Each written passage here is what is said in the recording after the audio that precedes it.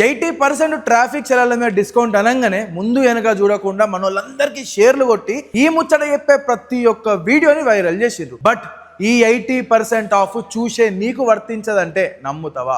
అగో మార్చి 14 నాడు లోక్ అదాలత్ అని చెప్పి అందరు మొత్తుకుంటా ఉంటే వీడు చలాల మీద డిస్కౌంట్ లేదంటుండేంది అని చెప్పి పరేషాన్ గా కుండ్రి. మార్చి 14 రోజు లోక్ అదాలత్ ఉండు నిజమే, అలా డిస్కౌంట్లు ఇచ్చుడు కూడా నిజమే. బట్ మన తెలంగాణలో ఏ ట్రాఫిక్ చలాన్ల మీద డిస్కౌంట్లు లేవు.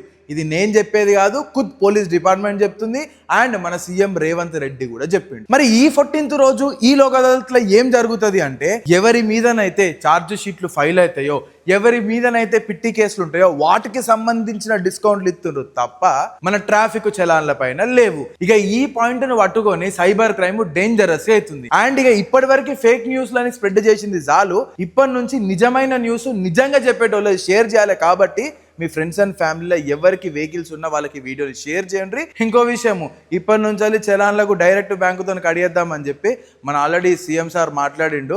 ఆ వీడియో కూడా చూడండి. వాళ్ళ బ్యాంక్ అకౌంట్స్ తోని డైరెక్ట్ గా డిపార్ట్మెంట్ కి సింక్రనైజ్ చేయండి. ఎప్పుడు చాలాన పడితే ఆటోమేటిక్ గా వాళ్ళ అకౌంట్ లోకి వెళ్ళి డిడక్ట్ అయి పోయే విధంగా